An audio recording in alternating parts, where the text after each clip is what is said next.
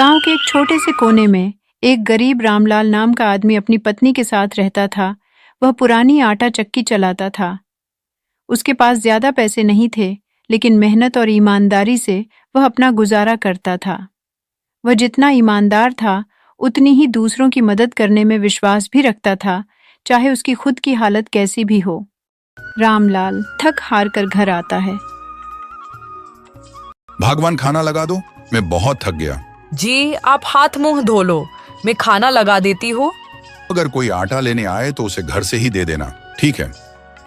ठीक है जी, आप खाना खाकर आराम कर लेना, मैं काम संभाल लूंगी। रामलाल खाना खाकर सो जाता है। जी अब आप उठ जाओ, आपको बहुत देर हो गई है सोते सोते। भगवान, मुझे तो पता ही नहीं चला कि मुझे कब इतनी गहरी नींद आ गई। चलो मैं काम पर चलता हूँ। रामलाल उठकर अपनी चक्की पर चला गया। रामलाल भाई, मुझे 10 किलो आटा दे दो भाई। ठीक है भाई। रामलाल भाई, गांव में और भी कई चक्की वाले हैं, पर पता नहीं तुम्हारे आटे की अलग ही बात है। इससे रोटियां बहुत ही स्वादिष्ट और मुलायम बनती हैं। धन्यवाद भाई। रामलाल के ग्राहक उसके काम से बहुत ही खुश होते थे। रामलाल बहुत मेहनत से आटा पिसता था। गांव में और भी चक्कियां होने पर भी सब रामलाल से ही आटा लेकर जाना पसंद करते थे। उसके पास हर समय ग्राहकों की भीड़ लगी रहती थी। रामलाल की दुकान के बाहर खड़े होकर कई लोग रामलाल के आटे की तारीफ कर रहे थे। जी मैंने सब्जियां ले ली हैं, आप रामलाल चक्की वाले से आटा ले आइए, किसी और के मत जाना। ठीक है जी।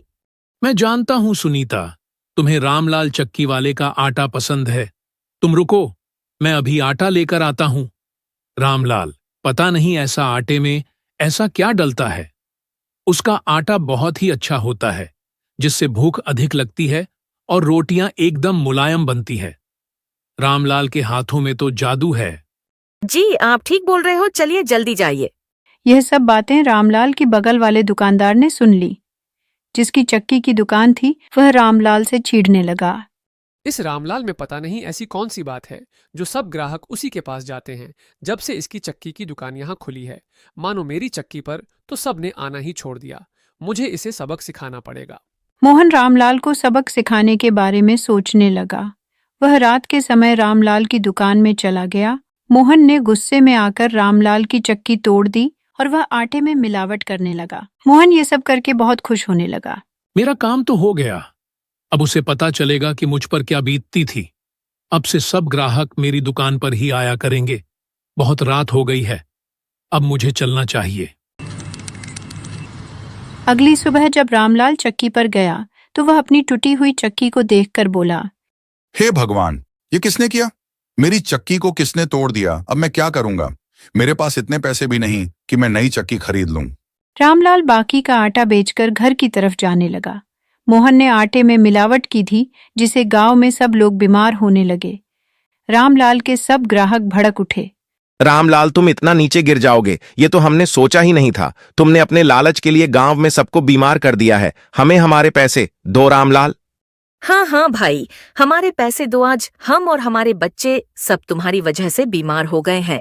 रामलाल में सबसे तंग हो गया, भगवान से प्रार्थना करने लगा।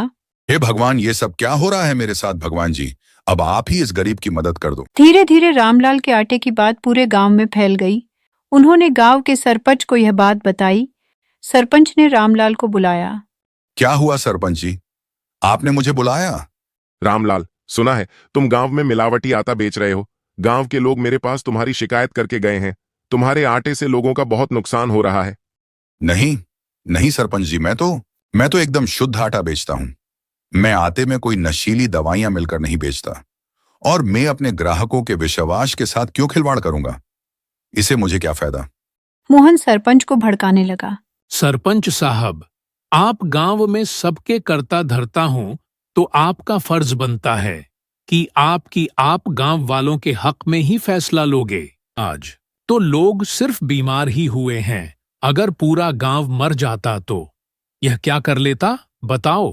सरपंच जी, मोहन भाई एकदम ठीक बोल रहे हैं। आप उन्हें अभी ही इस गांव से निकाल दीजिए। ये एकदम ठीक बोल रहा है, तुम ज्यादा भोले मत बनो।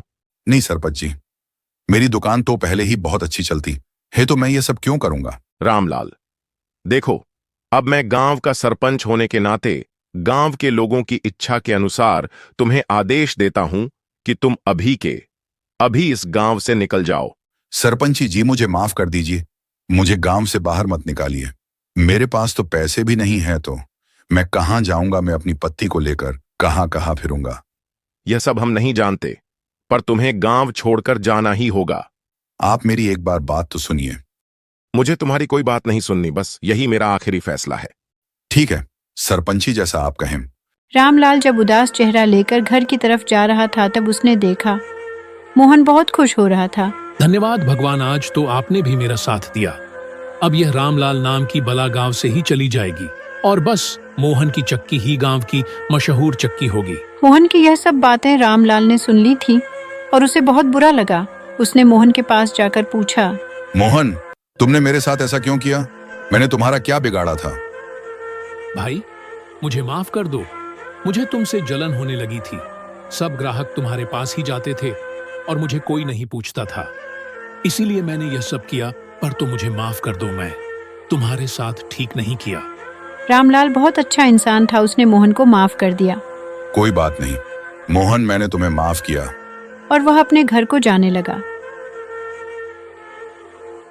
क्या हुआ जी, आप बहुत उदास लग रहे हो। सुनीता, अब हमें ये गांव छोड़ना पड़ेगा। गांव वालों ने मुझ पर झूठा इल्जाम लगाया है कि मैंने आटे में नशीली दवाइयां मिलाकर बेचता। क्या बोल रहे हो? आप तो बहुत अच्छा आटा पीसते हो, तो ये सब। सरपंच जी और गांव वालों ने हमें यही फैसला सुनाया है। जी, ये ऐसे कैसे हम हमारा घर और गांव छोड़ दे? रामलाल अपनी पत्नी के साथ गांव छोड़कर चला गया और जाकर जंगल में बैठ गए। तभी वहां एक आदमी आया। उसने रामलाल से पूछा, भाई क्या हुआ, तुम इस तरह जंगल में क्यों बैठे हो? भाई, हमें गांव के लोगों ने हमें गांव से निकाल दिया है। उन्होंने मुझ पर झूठा इल्जाम लगाया कि मैं गांव में मिलावटी आटा बेचता हूं। भाई, मेरे पास तो पैसे भी नहीं हैं, इसलिए हम इस जंगल में बैठे हैं। भाई, तुम्हारे साथ तो बहुत बुरा हुआ। ये लोग कुछ पैसे और तुम इन पैसों से कोई काम शुरू कर दो ताकि तुम्हारा कोई रोजगार चल जाए। धन्यवाद भाई साहब। कोई बात नहीं भाई साहब। उसे व्यक्ति ने रामलाल की मदद की और उसे कुछ पैसे दिए। रामलाल मेहनती आदमी था। उसने चाय की एक दुकान खोली। वह गांव की हर दुकान में जा जाकर चाय बेचने लगा। धीरे धीरे रामलाल की दुकान चलने लगी और वह उस गांव का लोकप्रिय चाय वाला बन गया। रामलाल ने खूब मेहनत की और उसने खूबसूरत घर खरीदा, जिसमें वह अपनी पत्नी के साथ खुशी खुशी रहने लगा। वीडियो बनाने में मेहनत बहुत लगी है, तो एक लाइक जरूर करें और चैनल को भी सब्सक्राइब कर ले। Thanks for watching.